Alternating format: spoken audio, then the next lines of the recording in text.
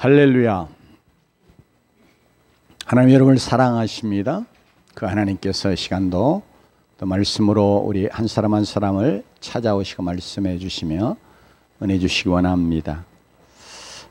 사실 지난주에 필리핀 세부에서 이 태권도 대회가 있어서 특별히 이제 말씀 전해달라고 이렇게 초청을 받았는데 또 가지 못하고 지나왔습니다. 그래서 아무튼 필리핀을 기억하고 기도하고 또 생각을 하는 그런 시간들이 되었고, 오늘 아침에도 이 필리핀을 생각하면서 기도하게 됐어요.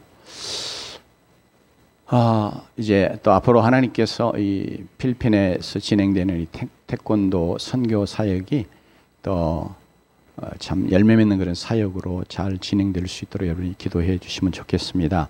이렇게 필리핀 관련해서 생각을 하면서 제가 필리핀에 선교사 훈련원 사역을 할 때에 이제 그때 경험하고 또 알게 됐던, 그때는 좀 상당히 좀 충격적인 그런 일이기도 한데, 물론 평범한 일상에서 이루어지는 일이지만 좀 그런 경험이 하나 있어요. 필리핀 사람들하고 이렇게 이야기하고 그러다 보니까 필리 사람들, 이제 물론 상류층에 사는 사람들 말고요, 그냥 이렇게 가난한 서민들 보면 이빨이 이렇게 제대로 박혀 있는 사람이 없어요. 거의 대부분 그렇다 할 정도로 없는 거예요. 그리고 이빨이 이렇게 삭아가지고 조금씩 남아있는, 그러면서 또 색깔도 좀 변색이 돼가지고요. 무슨 색으로 냐면 콜라색으로 이렇게 변화돼가지고 있는 그런 모습들, 이렇게 자주 보게 됐어요. 왜 그런가 봤더니 이 사람들이 콜라를 너무 좋아하는 거예요. 더운 지역이니까 물론 시원한 이 소프트드링크 굉장히 좋아할 수밖에 없어요. 이제 저희 큰아들이 그 필리핀에서 좀 생활할 때 보니까 콜라 늘 그러는 거예요. 그러니까 특별히 이게 주면 이가 상할 수밖에 없음을 너무 잘 아는 부모 입장에서 안 줄 수도 없고, 그러니까 이제 물을 담아가지고 몰래 돌아서 콜라를 조금 떨어뜨리면 색깔이 이렇게 좀 바뀌죠. 그러면 이제 콜라인 줄 알고 이렇게 또 먹어요. 이제 그런데 그곳에 어떤 기후적인 그런 환경 상황이 그런 걸 자꾸 마시게 할 뿐 아니라, 또 미군이 좀 어느 기간 동안 필리핀을 통치했잖아요. 그러니까 그런 그 미국 문화의 영향 때문에 필리핀 사람들이 그렇게 콜라를 좋아하고 그냥 늘상 마시는, 돈이 없어도 아주 가난한 형편에 있어도 돈만 좀 있으면 그냥 콜라를 사가지고 마시는 거야. 그래서 이렇게 이빨들이 다 삭아내리고 그래서 이빨이 제대로 있는 사람이 없을 정도였어요. 특별히 얼마나 좋아하느냐 하는 거, 특별히 그냥 보통 때 마시는 것이 아니라, 땀나면 마시고 그런 것이 뿐 아니라 밥 먹을 때도 콜라에다가 밥을 말아가지고 먹는 그런 사람도 실제로 있었던 것을 제가 보았어요. 이렇게 콜라를 필리핀 사람들이 좋아하는데, 필리핀 사람만 아니라 비단 전 세계적으로 이 콜라를 싫어하는 사람들이 많지 않죠. 물론 지금은 이제 여러 가지 콜라가 갖고 오는 뭐 해악을 인해서 조심하긴 하지만, 이렇게 전 세계적으로 콜라를 많은 사람들이 좋아해서 마시고, 또 콜라 자체에 대해서 모르는 사람이 없는 것 같아요. 미국에서뿐 아니라 심지어 미국에 대해서 적대적인 국가들도, 이전에 이렇게 공산권이나 소련 같은 나라들에도 콜라가 들어가면서 많은 사람들을 이렇게 사로잡고 했던 것을 우리가 압니다. 이렇게 콜라가 이렇게 전 세계 많은 사람들을 사로잡는 음료가 된 배후에는 오직 콜라만 생각하고 오직 콜라만을 위해서 살았던 한 사람이 있다고 하는 사실을 이제 제가 글을 통해서 보게 됐는데요. 그 사람 바로 코카콜라 사장인 로버트 우드러프라고 하는 사람입니다. 그가 이런 고백을 했더라고요. 나의 혈관에는 피가 흐르는 게 아니고 콜라가 흐르고 있다. 이 말을 이제 특별히 자기가 얼마나 콜라에 미쳐 있는 사람인가, 얼마나 콜라를 위해서만 사는 사람인가 하는 것을 강조하는 그런 표현이라고 생각이 됩니다만, 그걸 이렇게 자주 이렇게 심지어 이렇게 기자들에게도 이야기하고 공개적으로 이야기하고 사석에서도 이야기하고 늘 이런 이야기를 했다고 하는 것을 제가 듣게 됐습니다. 코카콜라를 자기 생의 목적으로 삼고 코카콜라만을 위한 일념으로 살아온 그 한 사람 때문에 이 세계가 코카콜라의 영향을 받게 된 것을 생각하게 됐습니다. 그러면서 참 사업적으로는 대단한 성공을 이룬 사람이구나, 참 전 세계의 많은 사람들에게 엄청난 영향력을 행사한 사람이구나 하는 것을 생각하면서도 이제 정말 그가 생의 목적으로 오직 콜라 이렇게 가졌던 그 생의 목적과 그리고 그가 일궈낸 어떤 업적과 결과가 정말 가치 있고 고귀한 것이었는가 하는 점에 대해서 좀 생각을 해보게 되더라고요.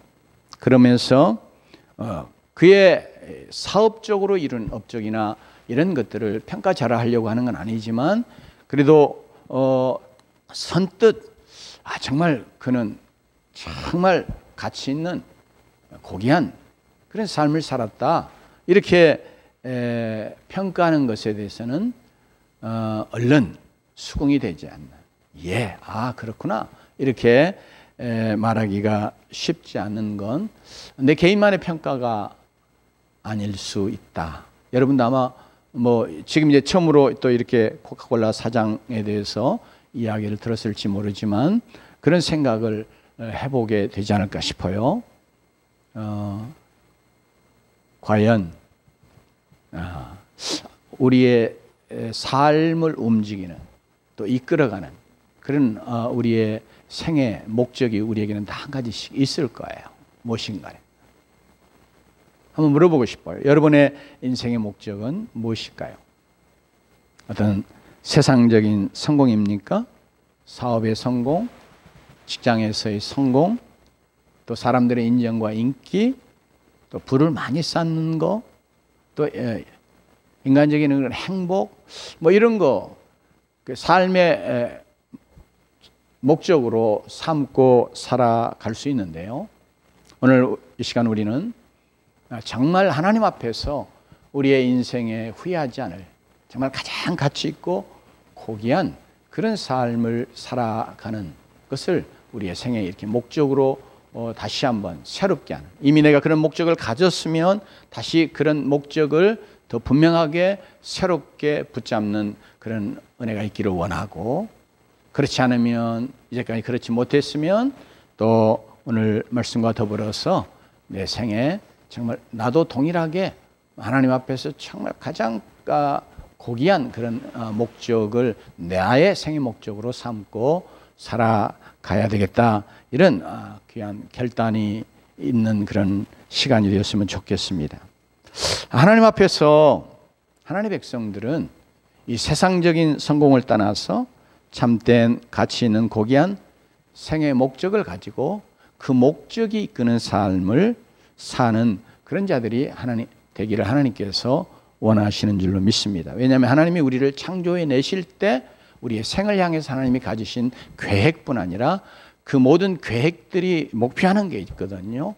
그러니까 결국 하나님이 우리의 삶을 향해서 가지신, 우리가 어떤 삶을 살아야 하는가 하는 것에 대해서 하나님이 가지신 그 생각이 우리의 생의 목적이 되고, 또 그것이 가장 우리의 삶에 가치 있는 고귀한 그런 목적이 되는 줄로 압니다. 그래서 그런 목적을 갖는 것 자체가 사실 인생의 성공이라고 저는 말하고 싶고, 또 그 목적이 이끄는 대로 살아가는 삶이 세상적으로 어떤 큰 무엇을 이루어내는 그런 삶이 아니라 할지라도 그 삶이야말로 진정한 성공한 삶이고, 하나님 앞에 섰을 때에 잘했다 칭찬받는 그런 삶이 될 줄로 믿습니다. 오늘 우리의 본문의 말씀 속에서 내 생의 목적은 바로 이런 것이다 하고 고백하는 우리는 사도 바울의 이런 고백을 20절 21절 말씀 속에서 듣습니다. 그것이 사도 바울의 그의 생의 목적. 근데 그 생의 목적이 우리가 믿음으로 인정하고 또 받아야 될 것이 그것이 정말로 영원한 가치가 있는 그러면서 가장 고귀한 생의 목적이 된 줄로 믿습니다. 여러분, 그 목적은 다른 게 아니고 오직 그리스도를 존귀케 하는 그런 삶을 살아가는 것. 이것이 사도 바울의 생의 목적인 것을 우리가 알 수 있는데, 다시 한번 우리 20절 21절 말씀 한번 봉독하도록 하십시다. 같이 봉독합니다. 시작. 나의 간절한 기대와 소망을 따라 아무 일이든지 부끄러워하지 아니하고 지금도 전과 같이 온전히 담대하여 살든지 죽든지 내 몸에서 그리스도가 존귀하게 되려 하나니 이는 내게 사는 것이 그리스도니 죽는 것도 유익함이라. 아멘. 사도 바울이 바로 그리스도를 존귀하게 하려고 하는 이 목적을 가지고 그는 일생을 달려가는 자로 살았습니다. 그러면서 그는 정말 그리스도를 존귀케 하기 위해서 무엇으로요? 복음을 통해서 또 그의 삶을 통해서 그리스도를 존귀케 하기 원해서 그는 지중해 유럽 전역을 복음으로 변화시키며 그래서 결국 세상을 바꾸어 놓는 그런 위대한 사람이 되었음을 우리가 압니다. 오늘날도 하나님은 정말 그리스도를 존귀케 하려는 이런 고귀한 인생의 목적을 가지고 사는 그런 주의 백성들을 찾으시는 줄로 압니다. 그리고 또 그런 사람을 통해서 세상을 변화시키기를 원하시는 분이신 줄로 믿습니다. 사도 바울 같은 그런 큰 영향력, 큰 업적을 이루는 자들로 살지 못한다 할지라도 하나님이 여전히 우리가 살아가는 우리의 삶의 현장에서 영역 속에서 또 대한민국이나 또 아니면 대한민국 안에서도 내가 살아가는 내 삶의 바운더리 안에서 정말 그리스도를 존귀하게 하고 그러면서 사람들을 변화시켜가는, 그래서 이 세상이 하나님의 나라 되어지게 하는 그런 일에 하나님 앞에 쓰임받는 그런 자들로 우리가 살아가기를 원하신 줄로 믿습니다. 이렇게 사도 바울이 한 고백 때문에 사도 바울은 사도이고 또 복음을 위한 복음 전도자로 하나님의 일에 이제 풀타임 사역자이잖아요. 이제 그렇기 때문에 또 이런 이야기 하면 우리가 목사나 선교사가 되는 거 아니면 뭐 기독교 전문 사역자가 되는 거 이런 거 우리 생각할 수 있으나 그러나 전혀 다른 정말 하나님이 정말 원하시는 것은 이렇게 사실 우리나라의 입장에서 보면 목사가 너무 많아요. 그죠? 옛날에는 좀 열심히 있고 교회에서도 충성하고 헌신하고 이런 사람이 있으면 그냥 신학교 가 그래서 목사 돼 이런 식으로 이야기했는데 정말 하나님이 원하시는 것은 우리의 삶에서 그리스도를 따라가면서 정말 그리스도를 드러내고 존귀하게 하면서 세상을 변화시켜 나가는 그런 이런 용어 쓰는 게 그렇지만 평신도 제자된 자들 이런 자들이 진정으로 필요한 줄로 믿습니다. 그래서 하나님이 정말 원하시는 건 저와 여러분 우리가 하나님의 부르심을 따라 우리가 가는 것이고 하나님은 우리 모두를 다 그리스도를 존귀하게 하는 그런 삶을 살아가도록 우리의 삶의 현장으로 불러주신 줄로 믿습니다. 그래서 우리 모두가 다 사도 바울처럼 나도 정말 내 인생 지금까지는 어떠하든지 그래 앞으로 남은 인생은 정말 내가 내 삶을 통해서 나의 모든 전 존재를 통해서 그리스도를 존귀하게 하는 그런 삶을 살아가야 되겠다.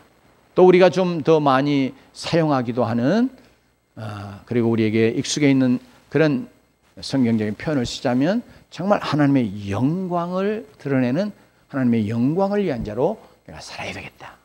이렇게 시간 마음속에 결단하며 나아가는 은혜가 있기를 원합니다. 여러분, 하나님은 오늘 이 말씀 통해서 우리도 사도 바울처럼 목사나 선교사나 복음 전도자나 이게 풀타임 사역자 아니라 할지라도 우리가 그리스도를 존귀케 하려는 목적으로 살아가는 그런 믿음의 반열에 동일하게 서는 자가 되기를 원하시고 이 빌립보의 말씀 통해서 우리에게 말씀해 오시는 줄로 믿습니다. 특별히 우리가 이미 봉독을 했습니다마는 21절에서 그가 정말 그리스도를 존귀케 하려 하는 그런 목적으로 사는 자임을 고백했는데, 이 삶이 사실은 가장 고귀한 가치와 정말 보람이 있는 삶이고, 그리고 또한 가장 큰 영광과 특권의 삶이라고 저는 확신합니다. 여러분, 우리가 정말 그게 보람 있는 일이다, 가치 있는 일이다, 또 그것이 내게 큰 영광이 되고 정말 나만이 할 수 있는 그런 특별한 특권의 일이다, 이렇게 생각하면 우리가 더 긍정적으로 열심으로 그런 삶을 살아가는데 우리가 힘쓰지 않겠어요? 정말로 그리스도를 위해서 그리스도를 존귀하게 하는 이 삶을 사는 것이야말로 우리의 생애에 가장 가치 있고, 그리고 영원한 가치가 있고, 하나님 앞에서도 이 영원한 칭찬과 상급을 얻는 그런 복된 삶이 될 줄로 믿습니다. 이제 6월 3일 우리가 이제 대선을 앞두고 있는데, 보니까 7명의 대선 후보자들 이게 이제 포스터들이 쫙 붙어 있더라고요. 그래서 마침 생각이 났는데, 십수년 전에 그때도 이제 어떤 대선이 있을 때 그 대선에 나왔던 한 후보를 여러분이 혹시 기억하실는지 모르겠어요. 나이 드신 분들은 이름은 기억해 보셨을 것 같, 들어보셨을 것 같아. 장모 씨가 있었는데요. 자기가 이게 대통령 후보로 나선 것이 그분에게는, 자기가 모셨던 그분이라고 표현을, 그분에게는 죄송하지만 의리와 신의를 잃어버린 시대에 뭔가 내가 보여주기 위해서 자기가 나서지 않을 수 없었다, 이런 출마의 변을 이야기하는 것을 제가 기억을 합니다. 그 대통령은 다른 사람이 아니고 그분은 누구냐면 이제 전두환 대통령 이야기하는 거거든요. 근데 전두환 대통령을 정말 충성과 신의를 바친 인물로 그건 많이 알려져 있는 그런 인물, 장세동 씨죠. 여러분, 이제 그런 표현도 해요. 자기 보스라고. 자기의 보스인 전두환 씨를 위해서 충성과 신의를 다해 섬긴 것이 자기의 자랑이고 영광인 것을 그는 아주 부끄럽지 않게 과감하게 드러내고 말했던 거 기억이 납니다.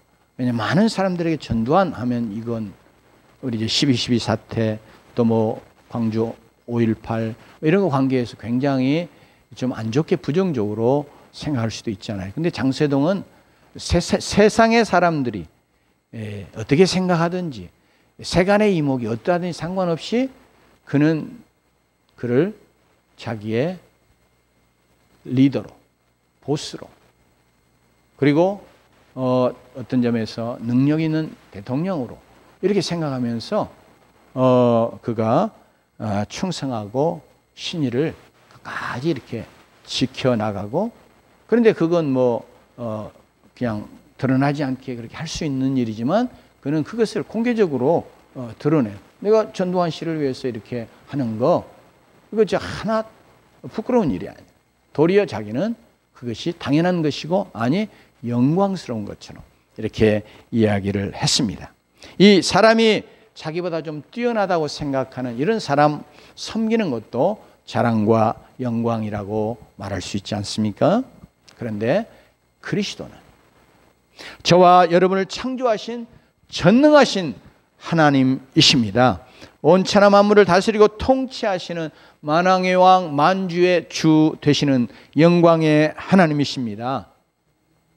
뿐만 아니라 정말 자기의 생명을 저와 여러분을 위해서 십자가의 희생의 제물로 내어주시고 우리를 구속하시기까지 우리를 사랑하신 놀라우신 은혜의 하나님이십니다.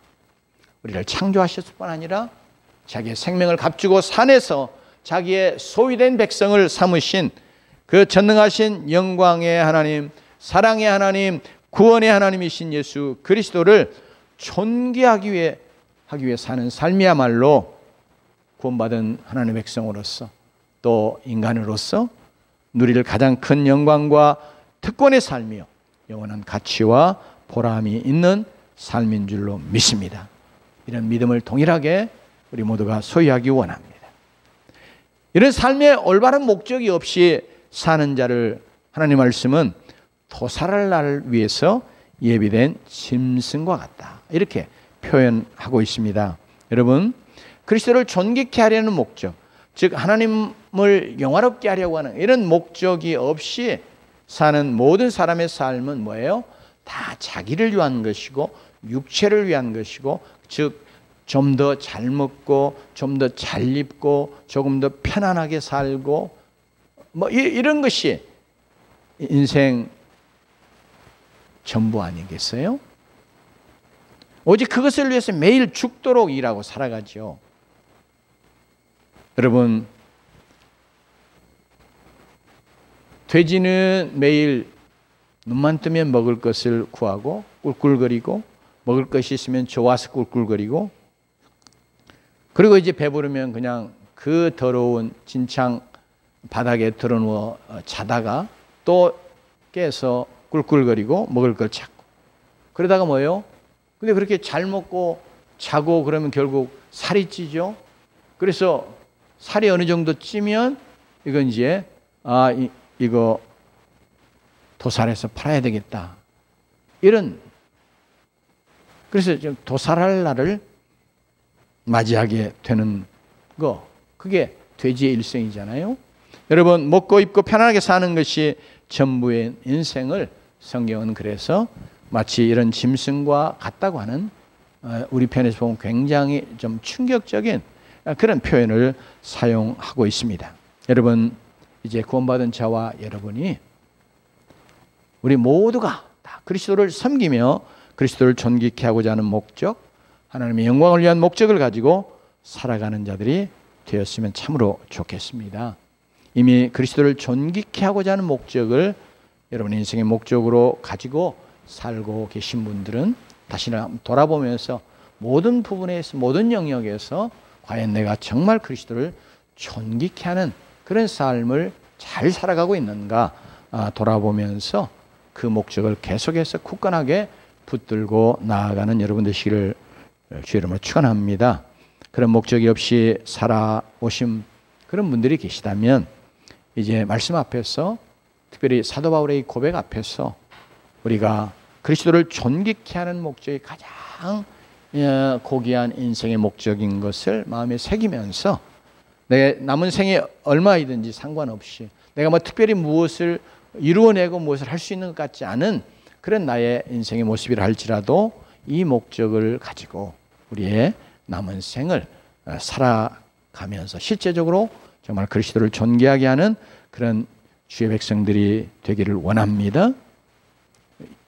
저와 여러분이 무엇을 하든지, 또 가정에서나 직장에서나 사업터에서나 그리스도를 증거하며 그리스도를 존귀케 하고자 하는 목적으로 살아가므로 여러분의 삶이 영원한 가치와 보람이 있고 복되고 영광스러운 삶이 되어지기를 주의 이름으로 축원합니다.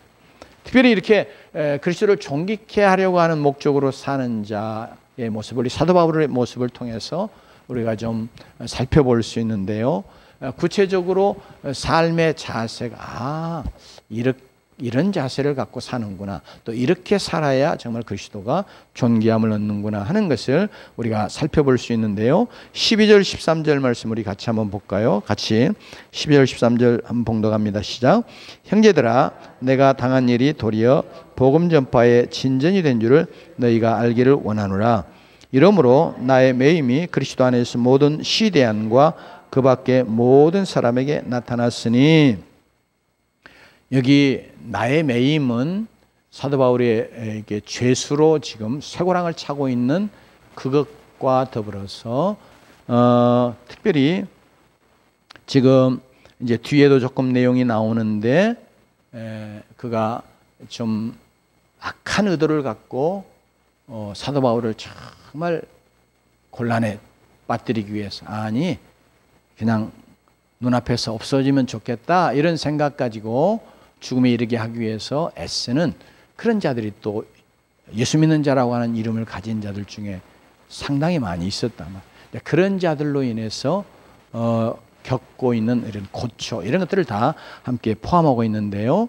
특별히 그래서 이 말씀의 내용을 보면 사도 바울은 어떤 상황이든지 아니 모든 환경을 통해서 늘 그리스도를 존귀케 하려고 하는 이런 자세를 늘 견지하고 살았음을 우리가 알 수 있습니다. 지금 이제 여기 본문이 말하는 것처럼 사도 바울이 죄수의 몸이 된 거거든요. 로마에 지금 감옥에 갇혀 있습니다. 제가 이전에 이제 대학생 시절에 그 미국인 선교사하고 이제 같이 뭐 이렇게 유치장이나 이렇게 감옥에 갇혀 있는 사람들을 찾아가서 이렇게 전도하는 그런 걸 해봤어요. 그런데 일단은 그게 안 좋은 것이지만 일단은 딱 그런 사람들 이렇게 딱 철창 뒤에 갇혀 있는 사람들 보면 괜히 조금 이렇게 경원하는 마음이 이렇게 들어오는 이제 그걸 또 하나 주 안에서 이제 극복을 해내고 그러면서도 이제 포용하는 품는 마음 가지고 긍휼히 여기는 마음 가지고 이렇게 접근해서 복음을 전하고 그러려고 좀 했습니다만 하여튼 제가 부족하다 보니까 첫 번째 딱 그런 사람들 딱 이렇게 보면 조금 인간적으로 조금 거리감을 느끼게 하고 조금 좀 두려움이 들기도 하고 또 어떻게 보면 참 불쌍하게 여겨지는 마음도 생기고 이제 이런 상황이에요. 특별히 오늘날도 그런데 로마 시대에 이 죄수가 된다고 하는 건 이건 인간으로 취급받는 그런 존재가 아니에요. 이건. 그러니까 사도 바울이 지금 그것도 이제 로마의 이제 왕궁에 이 감옥에 있는 죄수가 돼가지고 갇혀 있는 거예요. 여러분 한번 생각해 보세요. 그리스도를 이렇게 전파하다가 그것 때문에 감옥에 갇히게 된 거지 않습니까? 그렇기 때문에 그는 자기가 겪는 고난, 역경 때문에 아니 내가 하나님 복음 전하다가 또 하나님의 복음을 전하려고 했는데 이런 어려움을 왜 내게 주십니까? 이렇게 우리가 보통 생각할 수 있잖아요. 우리 어려움 당한 특별히 내가 주를 위해서 무엇인가를 하고 주를 섬기고 특별히 이제 사도 바울처럼 정말 복음을 위해서 수고하다가 우리가 어려움 당하면 쉽게 우리 마음속에 아니 복음을 위해서 내가 이렇게 하는데 왜 하나님 이런 어려움이 생기게 하십니까? 뿐만 아니라 복음을 전해야 되는데 왜 나를 또 감옥 속에 집어넣으십니까? 이렇게 여러 가지 상황 속에서 겪는 어려움 때문에 하나님 앞에 따지기도 할 수 있고요. 원망과 불평을 할 수도 있는 그것이 우리의 모습이란 말이죠. 그런데 사도 바울은 이제 오늘 본문 속에서 말하는 것처럼 그가 이제 배경 속에 있는 거죠. 로마 감옥의 죄수가 되었어요. 그런데 그것을 통해서 그가 그 고난과 역경을 통해서 또 그것에도 불구하고 또 그걸 이용해서 그리스도를 증거하며 그리스도를 존귀케 하려고 애를 썼고 그리고 그 결과가 과연 오늘 이제 13절에 말하는 것처럼 그가 이건 이제 빌립보 교회 선교 보고하는 거거든요. 하나님께서 나를 죄수의 몸이 되어 로마 감옥에 갇혀 있는데 하나님이 이런 역사를 이루셔서 이게 온 시대 안에 복음이 전해지고 그러면서 구원의 역사가 일어나고 또 황실에도 복음이 전해지고 그래서 복음의 큰 진보가 이루어졌다. 이런 지금 선교복을 하고 있는 거예요. 여러분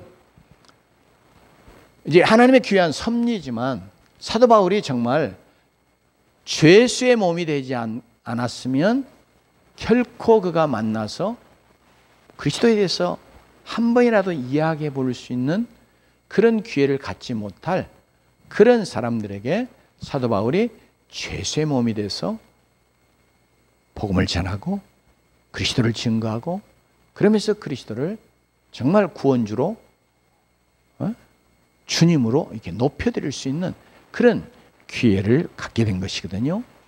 이 시대 안에 온 시대 안에 복음이 전해진 것을 사도 바울이 이야기합니다.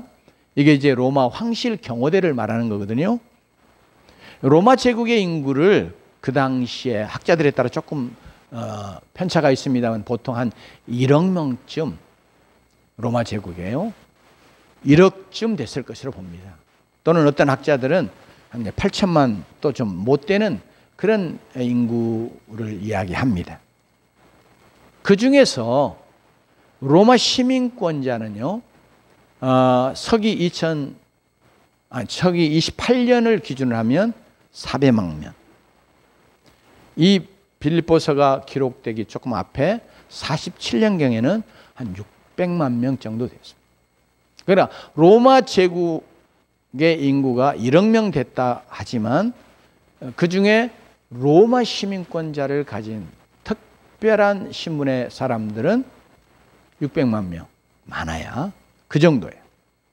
이제 로마가 세계를 지배하고 있던 시절이니까 이 600만 명 전후의 로마 시민권자들의 지위와 이상은 대단한 것이었죠. 사도 바울도 자기가 이제 예루살렘에서 붙잡혔을 때 자기가 로마 시민권자다. 나는 나면서부터 로마 시민권자라. 그러니까 그를 잡아와서 매질하던 천부장은 대단한 지위와 권세를 갖고 있는 자거든요. 총독 바로 아래에 이제 그럼에도 불구하고 두려워서 벌벌 떠는 내용이 성경에 나와 있습니다. 그러니까 그만큼 로마 시민권자의 지위와 신분이 대단한데 그 중에서도 이 황실 경호대 바로 여기는 이 로마 시민권자의 가장 엘리트 중에 엘리트.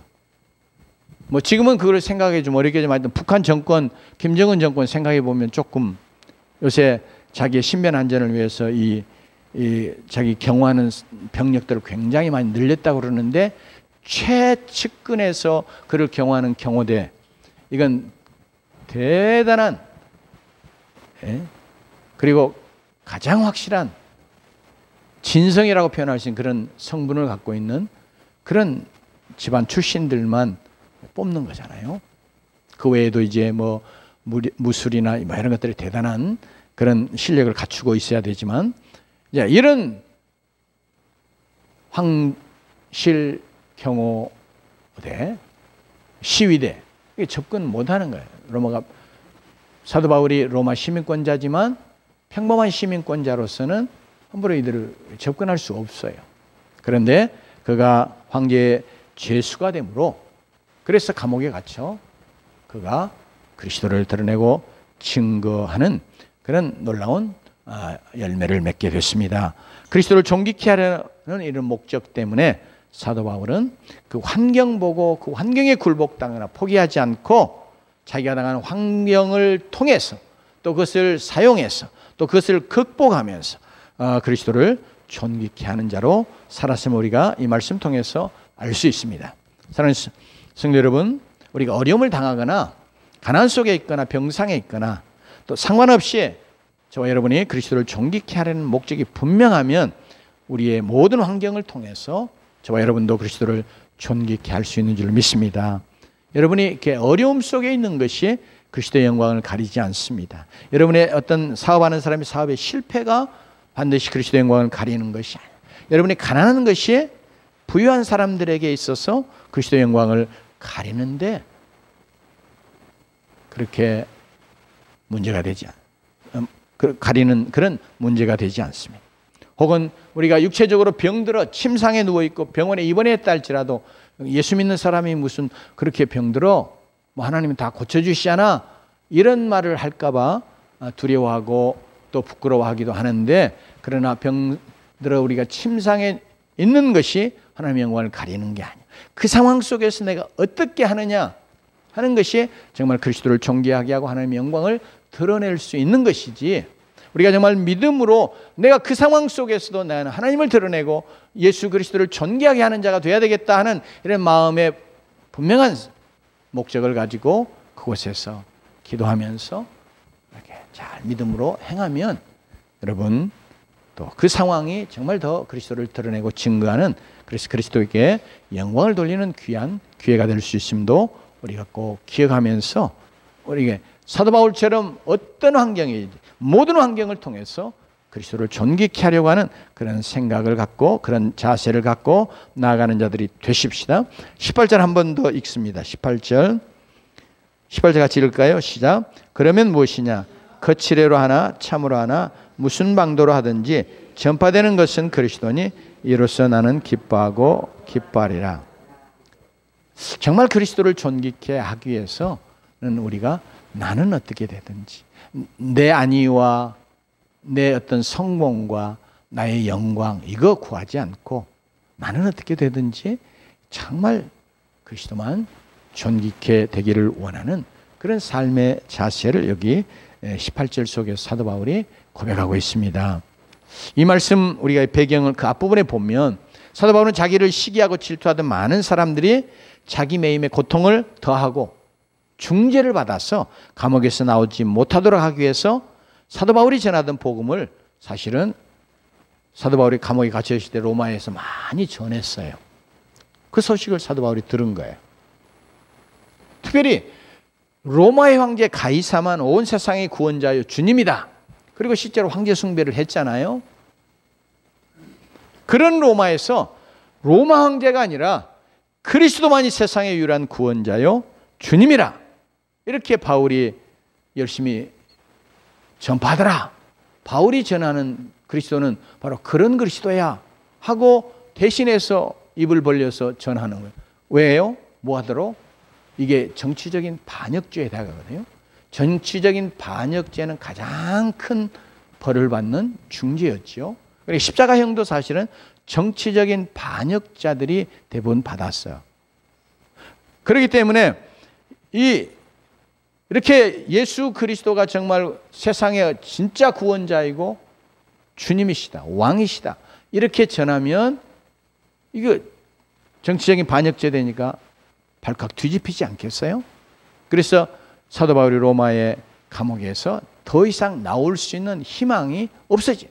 이렇게 생각하니까 열심으로 바울이 전하는 그리스도를 전파했다는 거예요. 그러니까 이제 18절에 바울이 그렇든 어떻든 나는 어떻게든지 또 저들이 어떤 의도로 나 때문에 이렇게 복음을 전하든지 간에 결국 그리스도의 복음을 전하고 그리스도를 드러내고 존귀하게 하는 결과가 되는 것이니 나는 기뻐한다. 이렇게 이야기하게 고백하고 있는 내용이 오늘 우리 18절의 내용입니다.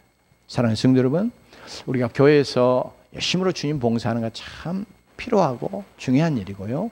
그런데 우리가 많은 경우에 이렇게 봉사하고 어떤 주의 일을 할 때 우리가 날 조심하고 돌아보지 않으면 우리도 나도 그 덫에 걸리기 쉬운 게 어떻게 하든지 그 일을 통해서 나는 이렇게 열심으로 주님을 섬기는 자야, 내가 이렇게 헌신하는 자야, 너희들 좀 알아줘야지 않아?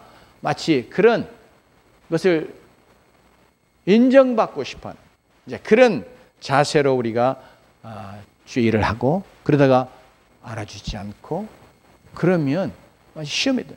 내가 이렇게 열심히 했는데, 내가 이렇게 헌신했는데 나를 안 알아주고 이런 게 섭섭해 들고 그렇게 그래서 시험에 드는 경우들도 많이 있는데 오늘 사도 바울이 나는 어떠하든지 그리스도만 존귀케 하려고 하는 이런 자세를 가지고 그가 결국 그리스도를 존귀케 하는 그런 자로 그의 생을 살아갈 수 있었음을 알 수 있습니다. 사랑하는 성도 여러분, 우리도 사도 바울이 로마서 14장에서 이야기하는 것처럼 우리 중에 누구든지 자기를 위하여 사는 자가 없고 자기를 위하여 죽는 자도 없도다. 우리가 살아도 주를 위하여 살고 죽어도 주를 위하여 죽나니 그러므로 사나 죽으나 우리가 주의 것이로다. 이를 위하여 그리스도께서 죽었다가 다시 살아나셨으니 곧 죽은 자와 산 자의 주가 되려 하심이라. 주님이 왜 십자가에 죽으시고 그리고 부활의 그 영광스러운 구원의 일을 이루셨는가? 그 바로 우리를 구원하셔서 우리의 진정한 주님이 되시려고. 그래서 우리가 주를 위하여 사는 자 되도록 하시려고.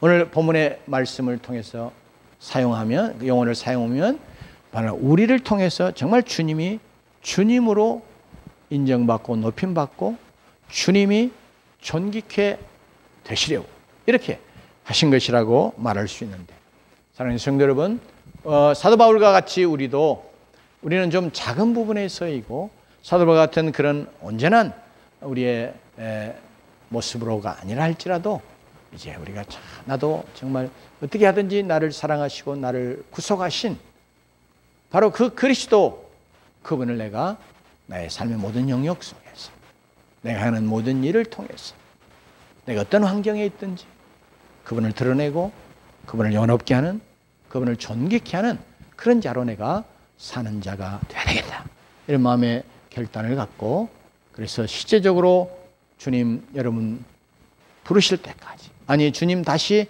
이 땅에 재림에 오실 때까지 여러분의 생이 이 땅에 하나님이 허락하시는 날을 살아가는 그 기간 동안 정말 그리스도를 존귀케 하는 귀한 여러분의 생의 목적을 가지고 그 목적에 이끌려 살아가는, 그래서 여러분의 생이 가장 가치 있고 보람되고 큰 영광과 특권과 축복이 되는 그런 자로 사는 은혜가 있기를 주 이름으로 축원합니다.